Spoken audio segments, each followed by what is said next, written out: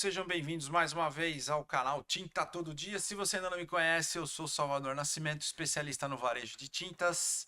Estou há 39 anos nesse negócio. Comecei no dia 18 de agosto de 1986, aqui nessa empresa aqui, ó, Polidura.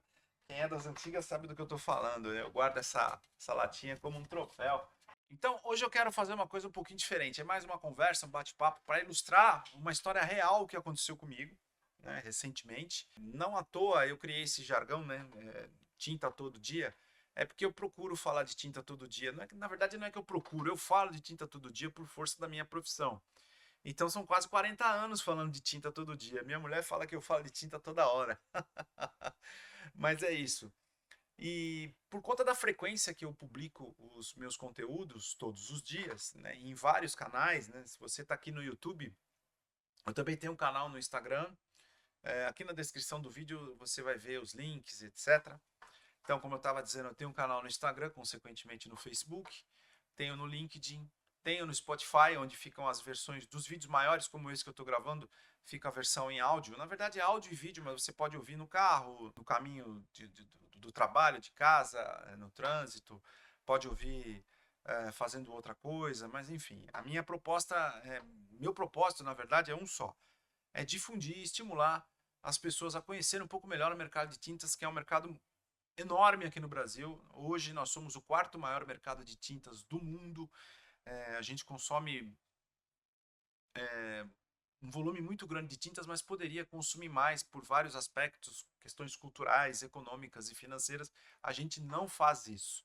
E aqui nesse canal no YouTube vocês vão ver aqui no outros vídeos onde eu abordo esse tema e outros tantos, tá? Então, assim, voltando, por conta da frequência que eu publico esses conteúdos, levando esclarecimento sobre o mercado de tintas, algumas pessoas começam a conversar comigo e surgiu uma conversa muito interessante de um pintor profissional de alto gabarito, de uma cidade do interior de Santa Catarina. Ele, estimulado pelo volume de tintas que ele consome, ele pensou em empreender no varejo de tintas, abriu uma loja.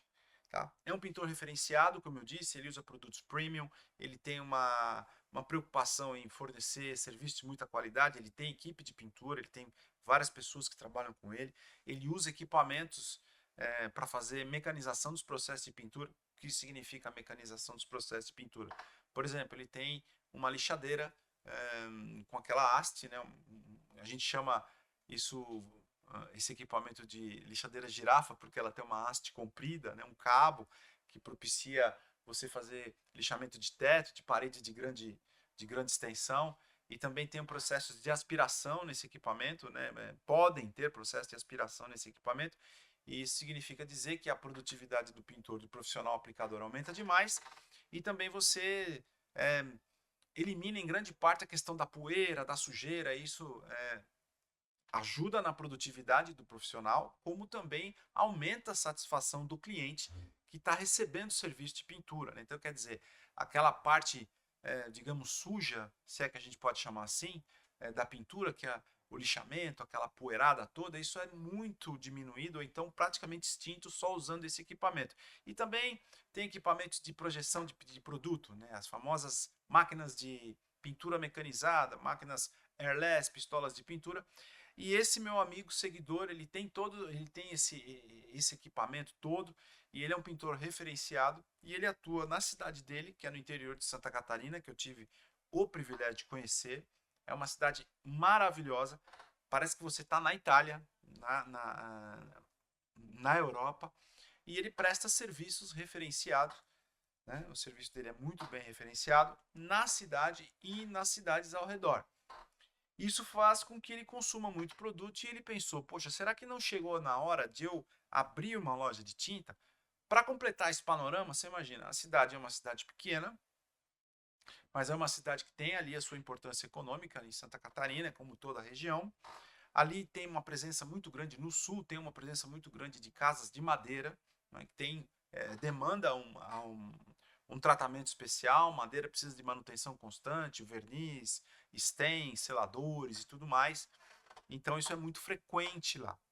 Com isso, e levando em consideração que só tem uma loja especializada no comércio de tintas na cidade dele, ele se animou, em abrir uma loja de tintas, e aí ele começou a conversar comigo se eu podia dar algumas dicas e ajudá-lo, e eu fiz isso aí de muito bom grado, tá? Eu acho que assim, não me considero, pelo menos por enquanto, um consultor para oferecer esse tipo de serviço para as pessoas, mas independente de qualquer coisa, como a gente está muito tempo nisso, a gente acaba se referenciando e também, como eu disse, pela frequência dos conteúdos que eu posto nas redes sociais. E esse rapaz, né, que eu chamo ele de amigo, né, de fato a gente criou uma certa conexão, ele me perguntou algumas coisas e eu respondi para ele muitas coisas. E eu acho que assim, se você é um consultor, se você se propõe a aconselhar uma pessoa, principalmente a empreender, é preciso tomar muito cuidado, né? A gente não pode se deixar levar pela digamos, relação emocional ou afetiva que a gente tem com o negócio e falar, não, vai lá que dá certo. E o mercado de tintas é um mercado promissor, o mercado varejista de tintas é um mercado promissor. Eu conheço muitos lojistas de tinta, muita gente que, à custa de um bom trabalho, de muito trabalho e de uma estruturação bem adequada, fica muito bem efetivamente. Mas trabalhar no comércio é uma coisa que demanda alguns cuidados. E quando você pega um profissional que vem de outra área, por exemplo, esse rapaz ele é um pintor de paredes muito bem referenciado, né? Só que ele não tem a noção da complexidade do varejo. Então a gente começou a falar em termos de construção de um modelo de negócio. E também, muitas vezes, as pessoas elas se entregam a alguns mitos, alguns conceitos que não condizem com a verdade. Tem muita gente que eu conheço, próximo de mim, que não é do mercado de tintas, que acha que vai comprar uma lata de 18 litros de látex acrílico por R$ 200 e vender por 400. Não é nada disso. A coisa é um pouco mais complexa, eu diria muito mais complexa do que tudo isso. Então, como eu estava dizendo, a gente começamos a conversar com ele e a gente começou a explorar algumas coisas. E está aqui a publicação dele, a resposta dele nesse final de semana passado. Ele está dizendo que desistiu da ideia de abrir uma loja de tintas. Ah, Salvador, mas você está contente com isso? O rapaz ele não viu que é atrativo? Não, gente, ser atrativo é uma coisa. E é muito importante que a gente tenha um compromisso com a verdade, com a licitude e com a integridade. Vocês imaginem que ele iria se dispor de um patrimônio, de um imóvel, para construir um negócio que ele tinha muito pouco conhecimento. O pintor profissional ele conhece muito de processo de pintura, ele conhece muito da tinta, mas o comércio ele tem ali as suas características. O comércio é um desafio imenso, é uma complexidade muito grande. Para vocês terem uma ideia, uma loja de tintas pequena ela trabalha com 4.000 itens mais ou menos. É muita coisa, não é? Então é sempre bom a gente, se a gente for empreender, é sempre bom a gente perguntar, né? O empreendedor ele vive de perguntas, ou deveria viver de perguntas, consultar pessoas que já estão no ramo, consultar entidades como o Sebrae, por exemplo, é um exemplo muito comum, né? Todo mundo sabe, quem me conhece, sabe que eu trabalho numa associação, uma associação classista de revendedores de tintas, então as associações estão aí para isso também. Mas baseado em toda a minha experiência nas perguntas, nas demandas que esse rapaz me perguntou, a gente começou a explorar alguns pontos aí que com certeza, analisando no detalhe, fez com que ele repensasse esse empreendimento dele. Talvez ele tenha desistido nesse momento, talvez no futuro ele tendo um pouco mais de subsídio, ele volte a pensar nisso e se estruture de uma forma adequada para ele começar um negócio no varejo. Mas a minha recomendação para ele, inclusive, está nessa publicação que eu postei aqui para vocês, que é um bate-papo que a gente teve no meu direct. Eu disse para ele: invista no teu negócio, invista em equipamento do teu negócio, que é um negócio que ele domina, é um negócio que ele masteriza, é uma coisa que ele já tem muita intimidade. Então, talvez pegar uma parte de recursos que ele entenda que é passível de utilizar para investir, e invista no negócio dele, mais equipamentos, mais pessoal, fazer a empresa dele crescer. Mas, de toda forma, alguns aspectos que a gente conversou, por exemplo, ponto comercial, não é? Quando a gente está motivado a empreender, principalmente no comércio, obviamente que a gente precisa de um ponto, de um lugar onde a gente possa atender os clientes. E esse lugar hoje ele pode ser físico e digital, e pode ser físico ou digital. Mas quando você trabalha com produto físico, no caso de tinta, você vai ter que ter um lugar para você, pelo menos, armazenar o seu produto. Mas no caso dele aqui, era uma loja física, um ponto comercial, e a gente discutiu. O ponto comercial é assim, gente. Todo mundo que quer abrir um comércio quer visibilidade, quer oferecer conveniência para o seu cliente, como estacionamento, facilidade de acesso, etc. É preciso muita atenção, porque um ponto comercial com essas características, ele tende a ser mais caro. Né? Ele tende a ser mais caro. Ou no investimento como imóvel, se for a compra, se quem quer investir no comércio tem a possibilidade de imobilizar, como a gente diz, de pegar um dinheiro e colocar num ponto, ok, mas se o ponto tem uma localização estratégica, uma localização legal, facilidade de acesso, estacionamento, ele invariavelmente vai ser mais caro do que um outro ponto que não em um local privilegiadamente localizado. O que eu faço então? Eu não tenho condição de pagar o aluguel de uma loja num ponto muito bacana. Você pode se utilizar de ruas adjacentes a avenidas, tal. É sempre bom levar em consideração o fluxo de pessoas. Tem estudos aí que você para abrir um comércio onde o fluxo de pessoas seja intenso, em um lugar que tenha bancos relativamente próximos, outros tipos de comércio, supermercados, estou dizendo no caso da tinta, tá? Como eu disse, não tenho condição de abrir numa avenida, numa rua perpendicular, mas aí você vai ter que investir no marketing e na divulgação. Então, tudo tem que ser levado em conta, principalmente na questão custeio. Produtos, outra coisa que nós falamos, como esse rapaz ele é pintor, ele tem ali a preferência de produtos para ele utilizar na pintura.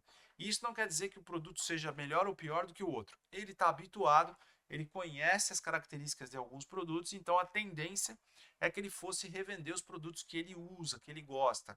Isso não quer dizer necessariamente que isso deva acontecer. Você tem que ter a capacidade, quando investir no varejo, de trazer produtos atrativos para você e para o seu cliente. E no quesito tinta, o mercado de tintas, o comércio de tintas, o varejo de tintas, ele tem ali as suas características. Ele é sui generis, como a gente gosta de dizer. Então, no que diz respeito a produtos, a gente tem marcas muito conhecidas, tem marcas conhecidas nacionalmente, de empresas globais, tem marcas que são muito bem referenciadas regionalmente e normalmente, gente, quando você tem uma marca que ela tem um giro muito rápido, ela está na cabeça do consumidor e do profissional aplicador, essas marcas que giram muito, normalmente a margem que ela deixa para o revendedor é menor do que uma outra marca que não seja tão conhecida. Obviamente que tem que ser levado em conta os quesitos de qualidade. Uma referência que a gente tem no setor de tintas é o Programa Setorial de Qualidade da Abrafat, que eu sempre digo isso. Tá? Ali não é a expressão pura da verdade. Aqui não está no PSQ, o produto é ruim, é uma porcaria. Não estar no PSQ não quer dizer isso. Mas as marcas que estão lá todas são referenciadas. Então é um ponto, digamos, de segurança, né? Você ter as marcas que estão no PSQ como referência. Mas essa referência é em termos de qualidade. Em termos de, digamos, de marketing, de vendas, a coisa muda um pouco. Como eu estava dizendo, marcas muito famosas que estão na cabeça de todo mundo, elas giram mais e a margem é menor. Até por conta da competitividade, tem muita gente oferecendo, muita gente vendendo, então a concorrência é maior, a margem, o que fica no bolso do revendedor é menor do que a marca que não é tão conhecida. Mas então eu vou vender essa marca. O esforço de vendas vai ser maior, fatalmente, porque as pessoas não conhecem, o pintor talvez não conheça, o que não quer dizer que o produto seja ruim, não é isso, mas o esforço de venda é maior, o investimento em divulgação é maior, você vai ter que treinar com mais frequência o seu time de vendas, tá certo? Então, o produto e como a gente chama de sortimento, ele interfere nessa questão da estruturação de um novo negócio. E tem as questões de estoque também. Quando você fala em sortimento, você está falando em estoque, né? Você vai se posicionar como uma loja de produtos premium, vai se posicionar como uma loja de produtos mais com custo menor, né? com uma relação custo-benefício mais para o preço, efetivamente. Então, tudo isso acaba virando uma estrutura para você criar estratégias para você ter bons resultados. Então, é sempre bom a gente avaliar. Então, no que diz respeito a produtos, era isso que eu tinha a avisar para ele. Outra coisa, o varejo ele precisa de gente, não é? Por mais que seja modesta a loja, por menor que seja a loja, obviamente, você pode perguntar para mim, Salvador, eu posso abrir uma loja sozinho? Pode. Você vai trabalhar muito, porque tem o antes, o durante e o depois da venda, né? Tudo isso tem que ser feito por alguém. Normalmente é o dono que faz, cuidar de parte financeira, etc, etc, etc. Mas no que diz respeito à, à ação fundamental do comércio, que é a venda de um produto, tem que ter gente. Se não o dono sozinho, ele vai ter que ter alguém para ajudá-lo. E por mais modesta que seja a loja, é muito difícil a gente ver loja de pessoas que trabalham sozinha, a loja do eu sozinho. Eu conheço, nesses 39, 40 anos que eu estou atuando no mercado de tintas, se eu conheci 5 lojas que tinham uma pessoa só atrás do balcão e fazendo tudo, é muito. Porque é desgastante e o tempo é inimigo, né? Você tem que ter tempo para fazer de tudo um pouco. Então, como eu estava dizendo, a equipe, né? Você tem que ter atendimento, vendas, você tem que criar uma cultura, você tem que colocar a cultura na cabeça do teu colaborador, ele tem que saber vender um produto. Tinta é um produto de uso profissional que está cada vez mais amigável, mas você tem que ter desenvoltura para atender um pintor profissional, um consumidor que queira pintar uma parede, um cômodo da casa ou qualquer coisa nesse sentido. As abordagens são diferentes e tudo isso demanda treinamento, demanda conhecimento. Então, uma equipe é fundamental e você vai despender recursos se você for investir no varejo para estruturar uma equipe, por menor que ela seja, não é? Faturamento, aqui acho que foi um ponto crucial na decisão desse meu amigo em não investir agora, né? A expectativa dele é que ele iria faturar muito rapidamente 50, 70, 100 mil reais e não é assim que a verdade, que a realidade nos mostra, né? Para você começar a você começa aos poucos, a loja é desconhecida, os clientes não te conhecem. Nesse caso em especial, ele, embora sendo pintor profissional, ele deve ter uma rede de colegas e amigos, não quer dizer que todos vão comprar dele. Não podemos esquecer do fator concorrência. Toda vez que a concorrência ela percebe que a gente está se movimentando, ela vai se movimentar também. Então isso interfere diretamente na questão faturamento. E neste caso em especial deste meu amigo, ele manteria as duas atividades. Parte do tempo ele se dedicaria ao varejo, parte do tempo ele se dedicaria à pintura. Então, isso fatalmente prejudicaria um pouco o negócio para ele deslanchar. Tá? Então, assim, a gente entende que uma loja pequena, 70% das lojas de tinta do Brasil são lojas que estão no Simples Nacional. São lojas pequenas e a média das pessoas, do número de pessoas que trabalham nesses 70% das lojas, são 3 pessoas, proprietário e mais 2 pessoas. Né? E a gente sabe que uma loja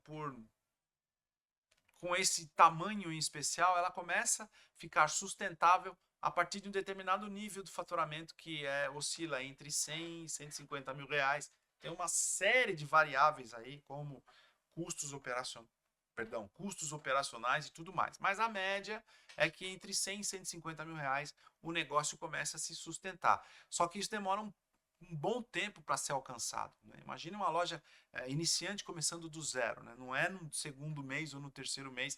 Pode acontecer? Pode acontecer. Mas é muito improvável. Não diria impossível, mas é muito improvável.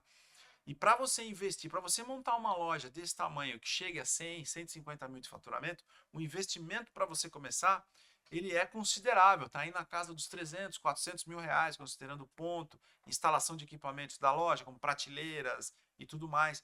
E digamos, o retorno desse investimento não chega em menos de um ano, ou quiçá de um ano e meio. Então, esse é o tempo estimado. Então, quer dizer, o faturamento e o que a gente chama de payback, o tempo de retorno de investimento, precisa ser levado em consideração, porque neste período a retirada, o prolabore tem que ser muito controlado, tem que ser em valores abaixo da média do mercado, porque começo é começo, e todo mundo sabe disso, imagino, tá? Então, essas foram as questões que a gente levantou, além, obviamente, de alguns detalhes, como outros produtos que ele colocaria no estoque, como ferramentas. Né? Tem um conceito que a gente propaga muito aqui nas minhas redes sociais, que é a tal da venda cruzada. Né? O cliente chega na tua loja, olha, eu quero comprar um celular. Né? Então você vai lá e atende a pessoa e mostra vários modelos de celular, etc. Em tinta, normalmente é assim, a pessoa vai lá, eu quero comprar uma lata de branco neve. né? Eu quero pintar o quarto do meu filho.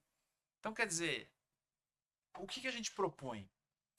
Não se apegue só ao produto que o cliente está pedindo. Pergunte o que ele vai fazer com o produto, né? Que você pode incluir algumas outras coisas, obviamente, se você tiver treinamento e conhecimento para isso. É a tal da venda cruzada ou cross-selling no jargão do marqueteiro, né?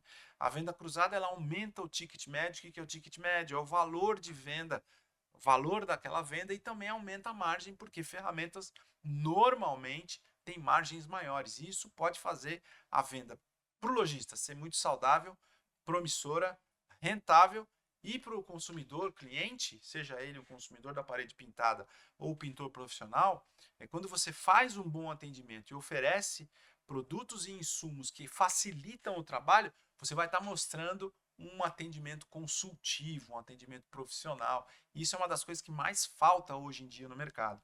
Então, ao invés de você atender especificamente aquilo que o cliente está pedindo, a ideia é explorar um pouco mais o universo da venda para oferecer mais coisas, ter uma venda melhor para o teu negócio e uma venda melhor para o teu cliente também.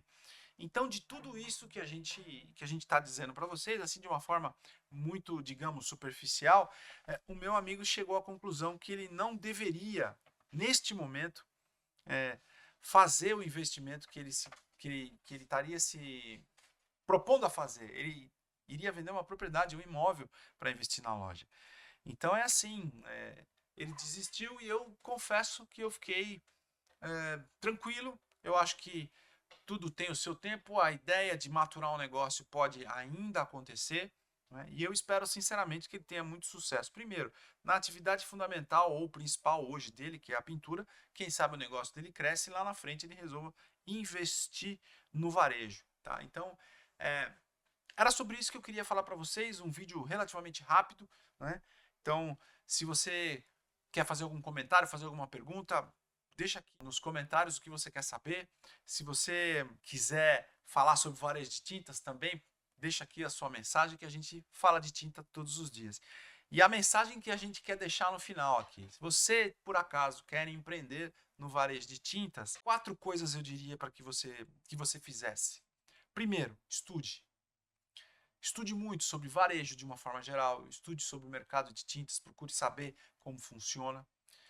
Planeje, tem que planejar nos mínimos detalhes, onde seria um lugar bacana para você abrir um negócio, o que tem em volta desse ponto.